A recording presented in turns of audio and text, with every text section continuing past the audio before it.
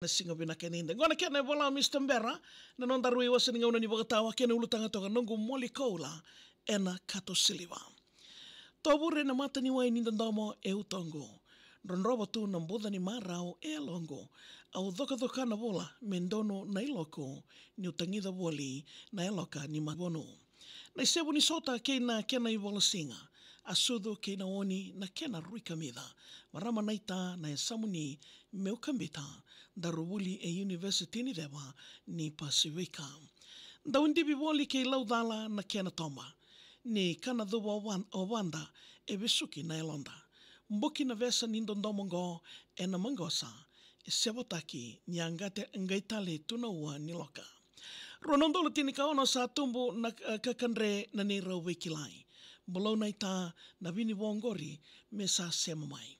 Asote ni naita siringo sa sema ya ni endai kina sauda e nawa woli konisilandi lailai. Aungalobo nomu ni wanua veita liana lubo. E na koro kandabo me umati e wukomo. Dhabuti ni nomu yanu au salutu au wagaturanga sakatu ki nonra i waroro. E ruitali indina nongumbula wagadaurawao. Ngai wakota ni se kombu au saso. Naita ki wukumuni au nandau wakatilo. Ndandomongo sabaka na rekitaki wangabo. Au wakila na malaunde na ndandomongo. Na suingu e ali samaisema lesu ngona. E rawaya wa kandina na imbuli dhaki ni angona. Ni wakai kunitu na iwana ni rongo waka. E ndui sakanga ni rau leso ni buku. Wani kena ndui talanga na ni rau rumo. O naita e journalist e rui toto ngaivutu. Ruana embaki bulidi na kumuni tukutuku. Adona vitalatala e na wakatambu idhengu. Sa rawa dhaka o naita metasebo. Na tu via waki e wuni waka samaleso. Ni sa waka au kalietu kina e wuni ivilebo. Nona wanua ni dhaka menda kilatiko na kakamburaki nga menda wakambula ngodhiko. News reporter sa wambale na mingumbilo e na kena ndau kamburaki na irongo ni vengito. Au tauma na wali nongo wali waka me ungo sa wei waki na ndomo e na ngaunongo. E USP na ita isa mendaru mainro au lewe ni wanga ni wuli Bachelor of Law. Na tu via waki ruindrendre endaulangati. Samba sayau na kena uto ni mata ni dangi. Na uto ni vetaratara veiao sa songolati. Waninongo ngalo kasilima na ngau nindali.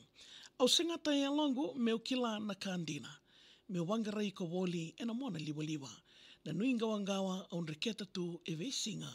Ni o mai waga nui ki nambilo sa didila. Manio tibina kasakatu e tolu na yambaki. Mainito wale e nandonga na ikavi. Au sara news toka, au sa reidin daulumani, i rongo ningito ki matanda me kamburaki. O ti saranga oya au sa tomika na taliboni. Me wangarai koya e na ngauna wataungori. Au sa sanga vekilai kau kurambui niudingomi. Oya ni sengai o tinga e wavinaka na sekondi. Nongo marau titombo au laki tini e na lulubu. Sayali kede na nuinga wangawa kena vutu.